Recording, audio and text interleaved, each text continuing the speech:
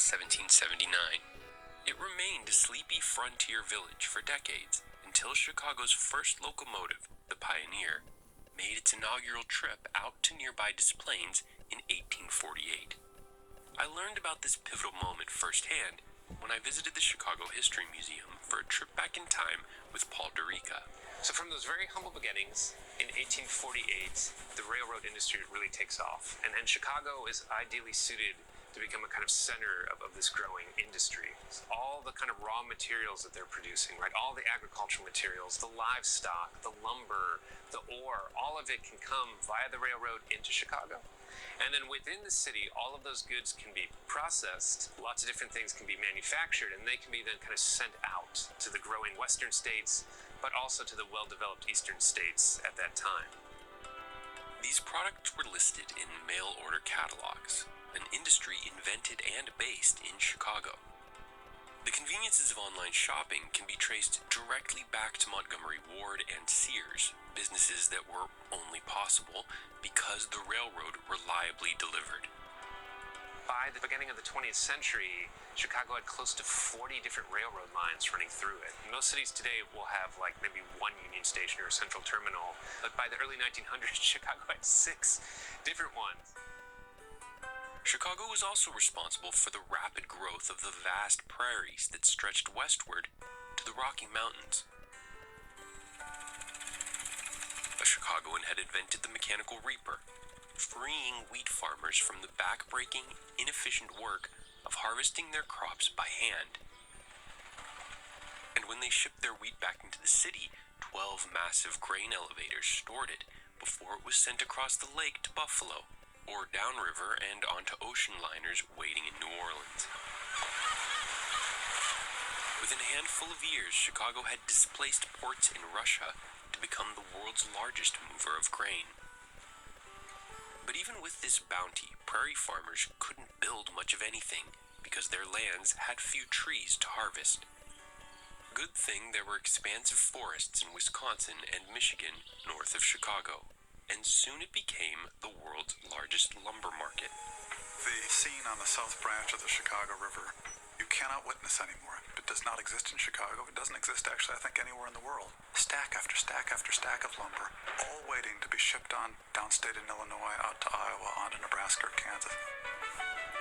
There are cases where entire prairie families are standing out there on this windswept prairie bog, waiting for their town to arrive. Bar, chapel, houses, it's already made in Chicago. It's stamped on it, made in Chicago, along with the reapers and everything else. Here comes the town. Almost overnight, Chicago had transformed this expansive grassland into the world's breadbasket.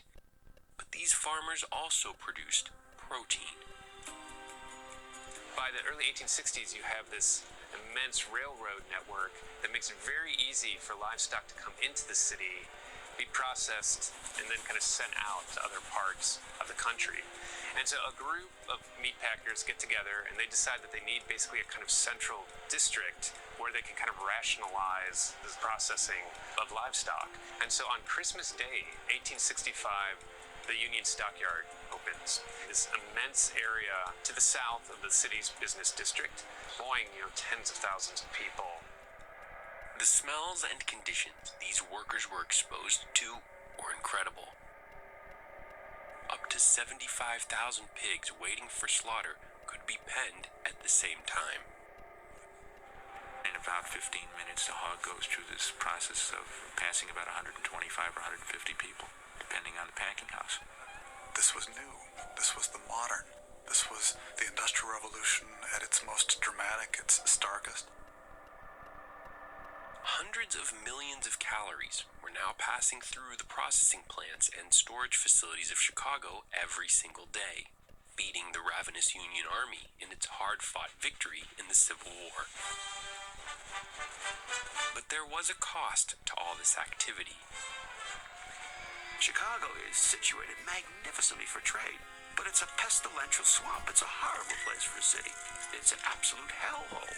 Children were playing with maggots as if they were little pets. Before long, cholera had crept up the Mississippi to kill 60 Chicagoans a day during the warm summer months. It's a devastating disease, and it's very difficult to watch someone with cholera because they become violently ill and often die within hours. The culprit was the putrid waste all the residences and industries dumped, only some of which made its way into the rivers and canals. To find a solution, Chicago brought in Ellis Chesbrough, one of America's brightest sanitation engineers. He designed gravity-fed sewers to flush the waste into the river, and then deep into the river by dredging it, and using the fill to raise Chicago's ground level 10 feet. Lifting all the existing buildings safely required widespread adoption of a new system, George Pullman's Jack. The Pullman method was to put the foundation of the building on jacks that could be turned. You might have 1,000 jacks around the base of a big building, and 250 men blow a whistle, and little by little they would jack up the building, and other people would be putting bricks in around to shore up the foundation. The new sewers worked as planned, but the sewage still ended up contaminating the city's source of drinking water, the lake. One of the McCormicks writes to the old man, Poppy said I was up at Clark Street Bridge and I'm looking in the river Scarlet. Can you imagine that? There's heads of pigs in the river and things like that. And this is what's flowing out into the lake. Officials ordered tunnels dug to water intake houses called cribs, built miles into the lake to get beyond the stagnant pollution and send clean water back to the city. This worked until it didn't. Whenever there was a big storm, so much dirty city runoff washed into the lake that it threatened to reach the intake cribs, which would render them useless. At a certain point in time, it just proved untenable to just keep on building longer and longer pipes to try to get cleaner water that's farther out in the lake. Desperate to solve this problem for good, Chicago again turned to Chesbrough, who drew up a truly audacious mega project. His solution? Permanently reversed the direction of the river so that it flowed west toward the Mississippi instead of east into the lake. It was a feat never before attempted in human history, a manipulation of the natural world so fantastic that many Chicagoans simply thought it couldn't be done. So how could you reverse the flow? Well, you must realize that the landform drops off. When you get down to the city of Joliet, you're 40 feet below Lake Michigan. The idea was to link up the south branch of the Chicago River with the Des Plaines River and to break through that subcontinental divide. If you could dig deep enough, gravity would then pull it all away from the city. Thousands of laborers spent years digging across the state of Illinois, trying to cut a massive 28-mile canal through rocky soil. When they had finally finished and were ready to let the water in, they still weren't positive it would even work. But after a few tense moments, amazingly, the water began to flow slowly downhill. Chesbrough and those who saw the project through to completion after his death were heroes. That's the beauty of Chesbrough to the city fathers. He comes in. Technology will solve it. He's fed it at banquets because he allows Chicago to grow without changing anybody's behavior, without controlling any of the economic interests who are dumping in the river. And they can continue to use that river as a sewer and send that garbage downriver toward less powerful and complaining canal towns. Not only did the canal eliminate Chicago's sanitation and drinking water crisis, but its sheer size and depth suddenly unlocked the cheapest mode of transport, river-floating barge. At the dawn of the 20th century, the canal, combined with the railroads and all the industry based in the city, had cemented Chicago's place as the crossroads of America. Lasker, Eugene Kolke, or Tom Burrell, but you certainly know their creations. Everywhere you happened. There were these memorable characters being created. Those old dependable, everything's working right, Maytag Repairman Blues. Chicago's advertising wizards gave us iconic figures like Charlie the Tuna, Sorry, Charlie. Morris the Cat, Time for din-din. Time for my finicky act. and the Pillsbury Doughboy. They sold us soft drinks Oh, big time. Big time. and airplane tickets. Whoever thought of flying on a plane is a friendly thing? They took on Madison Avenue with a down-to-earth Chicago style of advertising. We probably leaned more toward the heart. Butter. And they had a hell of a time doing it. They may have had 3 martini lunches in New York, but in Chicago they had 6 Jack Daniel lunches.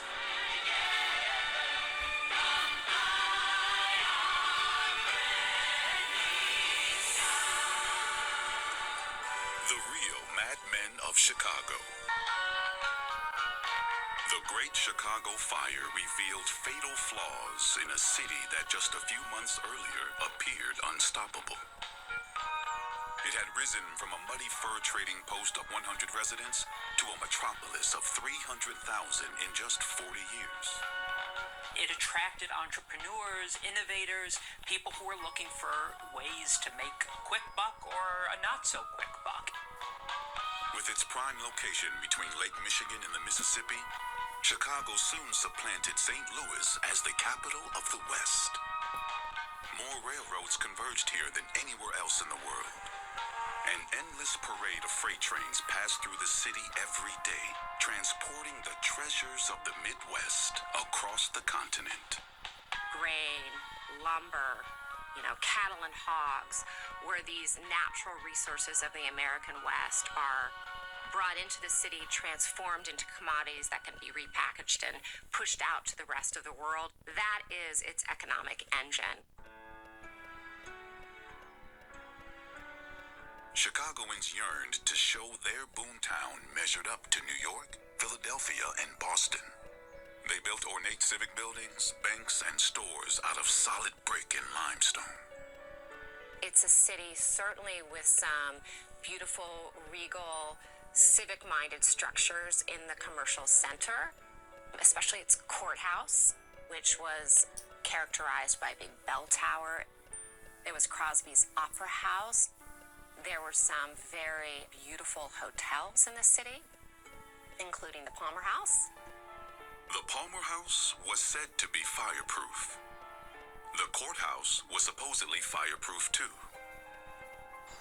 Most homes in Chicago were made of wood. An architectural revolution called the balloon frame allowed houses to sprout seemingly overnight. Acres of pine shanties expanded Chicago's footprint across the prairie. The city is built without any concern for nature, without any concern for the realities of the prairie. Prairies burn. It's built because it's built for money. Do it quickly, make a buck, move on. Its housing stock revealed another flaw. Chicago was a city of haves and have-nots. You had the houses of the people who were the millionaires, and it goes all the way down to rooming houses that are the people who worked in the factories and made the city actually hum. While immigrants like Catherine O'Leary lived in relative squalor at the city's margins, a prairie aristocracy ruled Chicago. East Coast Protestants who'd come to make their fortunes. One of them was a Pennsylvania teacher named William Deacon Bross. He's looking for big opportunities. Where's a city in the country that I have the best chance? And he reads about Chicago, he pulls out a map, sees the location, all those railroads, like tentacles running out of the city. So he comes out here. Bross was appalled when he stepped off the train. He called Chicago the filthiest slab city he'd ever seen. A place where green and black slime would gush up between the cracks of its wooden sidewalks. But Bross would soon become the city's biggest booster. He was the prime minister of propaganda for Chicago. He has this ardency. It's like a civic religion. He really believes in the place, and he wants to see it go. Bross teamed up with newspaperman Joseph Medill to publish the Chicago Tribune. It was an uneasy alliance. Both were staunch abolitionists who'd backed Abraham Lincoln, but Medill detested the city's Irish Catholic immigrants. You see adjective after adjective describing the Irish as poor, as drunken, miserable sots. Those are the kinds of words that Tribune readers would encounter over their morning coffee. The women are all promiscuous and pumping out babies. They're all soaking up welfare. They're not working. They're not one of us. And that comes from this Protestant anti-Catholic perspective. Bross lived on the lakefront at one of Chicago's most coveted addresses, Terrace Row. And yet, just a mile west was like an entirely different world. A working-class neighborhood that was home to many Irish immigrants. A 20-year-old reporter named Joseph Edgar Chamberlain dismissed it as terra incognita to respectable Chicagoans. The land was thickly studded with one-story frame dwellings, cow stables, pigsties, corn cribs, sheds innumerable, every wretched building within 4 feet of its neighbor. But where Chamberlain saw pigsties, a young couple from Kerry, Ireland, saw hope. Catherine and Patrick O'Leary lived at 137 DeCoven Street. Patrick, a laborer who had enlisted in the Union Army during the Civil War, had spent $500 on the double cottage and barn. This was the house that my great-great-grandmother lived in. You can kind of get an idea of really how large it was for that time. The O'Learys lived in one section of the house, and then they rented out 2 other sections of the house. Though Catherine was illiterate, she ran a profitable dairy business, waking up at the crack of dawn to tend her cows and deliver fresh milk. She enrolled 2 sons in Catholic school for the hefty sum of 50 cents a month. She was accomplishing a lot in her life. I would imagine she'd have a lot of reasons to be very proud of herself. She was a hardworking immigrant. She had to be, or her family wouldn't have made it. That's what people forget. Make it or don't. This is America, and she made it. Chicago was unseasonably hot and dry in the fall of 1871. The city had gone months without rain. And of course, the city is built so much out of wood. The streets are wood. The bridges are wood. It's so hot that the tar on some of the roofs starts to blister in the sun.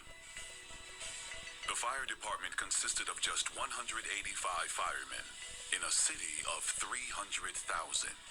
They relied on horse-drawn, steam-powered engines with little water pressure. The fire department had 20 fires just in the first week of October. So they already knew that the conditions in Chicago were bad. Each time a fire erupted, a watchman in the courthouse tower rang the 5.5-ton bell. The night before Mrs. O'Leary's barn caught fire, a planing mill on the city's west side went up in flames, leveling 4 square blocks. Firefighters quelled the blaze after 17 grueling hours. Their clothing was burned, their eyes red and swollen. So when you consider that those firefighters were worn out, their equipment was damaged, they were vulnerable. The next morning, William Bross's Tribune made a prophetic warning. A spark might set a fire which could sweep from end to end of the city.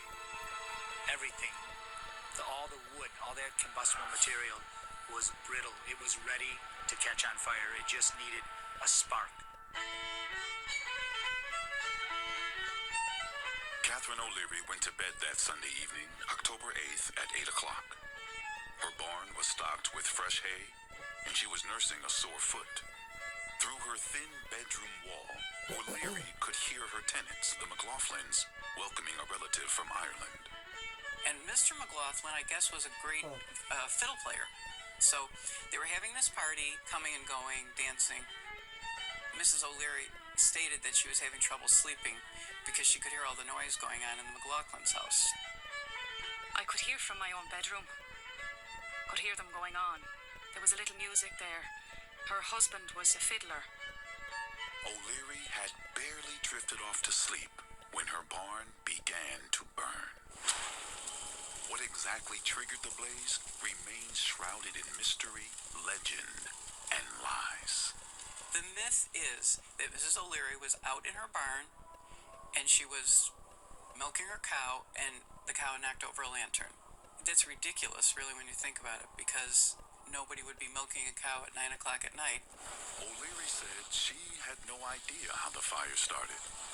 I ran out, and the whole barn was on fire, and upon my word, I could not tell any more about the fire.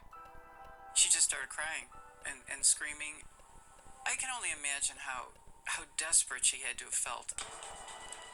A watchman in the courthouse tower named Matthias Schaefer spotted smoke, and the giant alarm bell was sounded.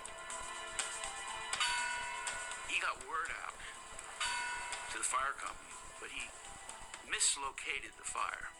So he sent the engines to the wrong place. His blunder was just enough to give the fire a foothold. Several engine companies arrived 45 minutes later, but by then, it was too late. The blaze had consumed several blocks. Some Chicagoans gathered to enjoy the spectacle, unaware of the danger. People treated fires like entertainment. There's a fire, let's go watch. So people were on their rooftops, people were on their front porches, people were out in the street. Joseph Edgar Chamberlain was one of the first reporters on the scene.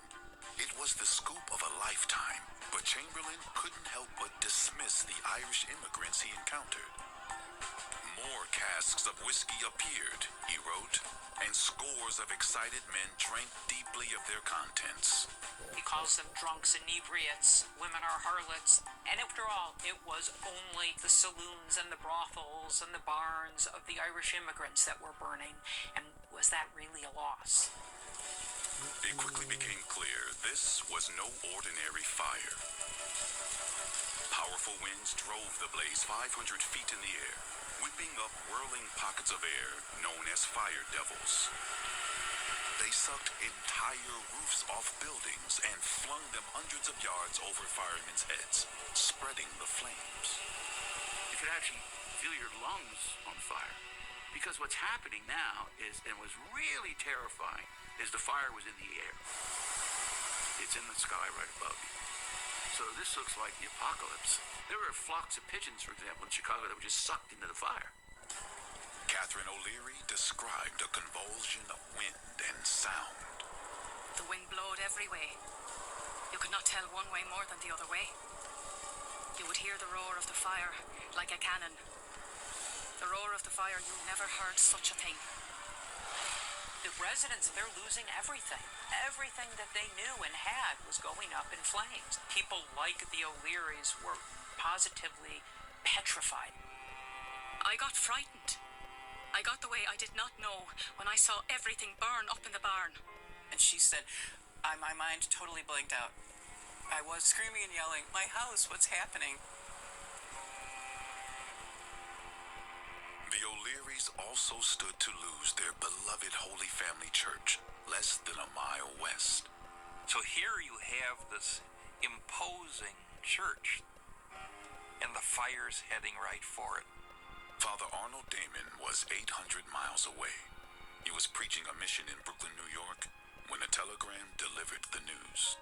He got down on his knees and prayed all night before promising Our Lady of Perpetual Help that if the church and the school, St. Ignatius College, were saved, that he would keep 7 lights burning. Meanwhile, firefighters began to retreat. They lacked the manpower to stop the blaze as it burned toward the Chicago River. There, they watched helplessly as the wind blew flaming debris across the grease-slickened water. And this is something that nobody thought was going to happen. They thought in some ways the river was a kind of natural container, and it wasn't. What is lining the rivers, too, the lumber and the grain, these materials are kind of fuel for the fire. Just east of the river was the Southside Gas Works, which supplied light to much of the city. At midnight, its holding tank exploded, plunging Chicago into darkness and adding more fuel to the fire. From there, the blaze headed towards the great civic buildings of the business district, the very heart of the city. The people in the hotels who had been up on the roofs begin to realize they're not so safe at all, and there begins to be panic in the streets. A messenger summoned Mayor Roswell B. Mason from his sleep. Roswell Mason was at home in his bed, and a man pulls up on horseback and yells from outside the window, "Mayor, the city is burning!" Mayor Mason rides his horse through the streets, going to the courthouse, and he sends out a telegraph to nearby cities like Milwaukee and Detroit that says, before morning, more than 100,000 people will be without food and shelter. Can you help us? While Mason pleaded for assistance, the winds blew burning timber onto the courthouse. This is the most important building in the city. It's a building that was considered to be fireproof. The cupola burst into flames, filling the basement jail with thick smoke. Prisoners banged their iron cell doors and screamed for help. All the prisoners were on the verge of being either burnt alive or killed by smoke inhalation. And when Mayor Mason found out about this, he very quickly sprawled out a proclamation being like, release all of them right now. Jailers tried to maintain custody of prisoners out on the street, but murderers and thieves blended into the panicked crowds and disappeared into the night. The courthouse bell continued to toll as the building was consumed by flames. This gigantic bell comes thundering down and hits the floor with this tremendous ring. If you're writing a novel, that's symbolism, you know. If that goes, anything can go. 100-foot walls of flames swept entire blocks, devouring hotels, banks, churches, and theaters. The heat was so intense that the limestone facades sloughed off the side of the buildings. Huge chunks of limestone are falling to the ground as people are running by these buildings. Mayor Mason could do little but order the demolition of some buildings in a futile effort to stop the advancing fire. I think it would have been devastating to him to see the city destroyed before his eyes, the city that he helped build, the city that he had made his home and had dedicated his life to serving. Tribune publisher William Bross and his wife had entertained visitors at their Terrace Row mansion earlier that night. A panicked guest woke them up around 2 a.m. My family were very much alarmed at the glare which illuminated the sky and lake. I saw that a dreadful disaster was impending over Chicago. Bross rushed to the Tribune offices in the central business district.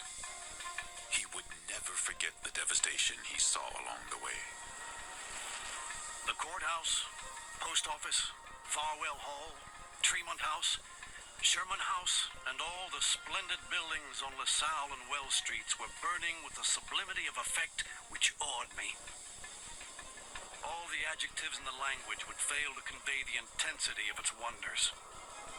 Crowds of men, women, and children were huddling away, running first in one direction, then in another, shouting and crying in their terror, and trying to save anything they could lay their hands on, no matter how trivial in value. Well, every now and then, explosions which seemed almost to shake the solid earth would reverberate through the air and add to the terrors of the poor people.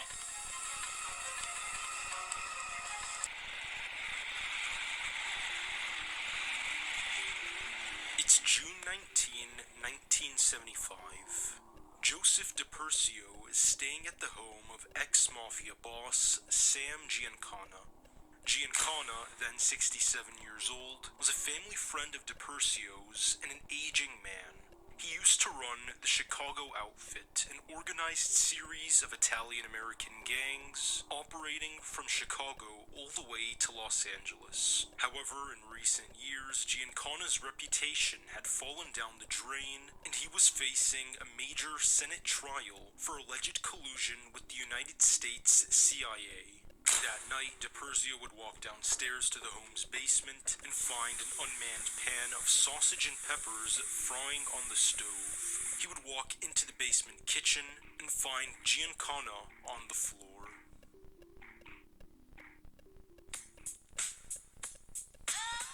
Syndicate did not like giving up those lucrative holdings.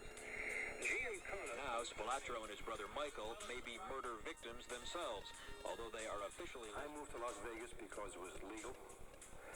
It was more opportunity. I think there's two kinds of justices, and there's justices for the alleged mob. Defrauding a Teamsters pension fund and skimming from a Las Vegas casino.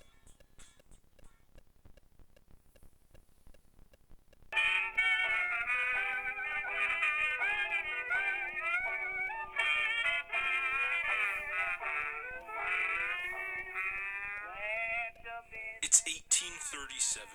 The small American village of Chicago, boasting a population of just over 200 people, becomes incorporated as an official U.S. city. Chicago, which started as a trading post in modern-day Illinois, would quickly become a popular commercial area and a hotspot for criminal activity. By 1850, the city boasted a blooming population of just over 80,000 residents, and a small police force of just 9 unofficial marshals to look over it.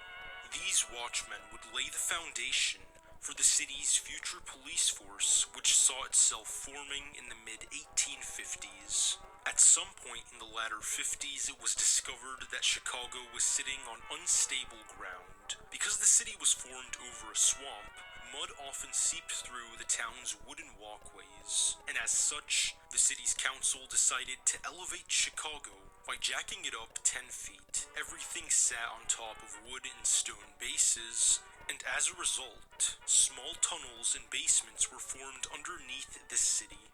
Using these newly formed basements, a gang culture would begin to form in Chicago as criminals met in tunnels to discuss and trade plans, forming a literal underworld. This new gang society was a lawless and dark terrain, and the tunnels became the new home of killers, thieves, and kingpins. Across the latter 50s and early 60s, Chicago became the bustling home to many poor Irish and English immigrants who came looking for a new life. Many of these people would quickly enter the criminal underworld and establish a society of their own. In 1857, the most notorious of these people, Roger Plant, would arrive in Chicago. Plant was an immigrant from Yorkshire, England, who allegedly came to the city as a result of a felony trial back home. Immediately, he set up shop and opened up Rogers Barracks, a slum-like village on modern-day Wells Street. The barracks, being a part of the underworld, would be renamed Under the Willow.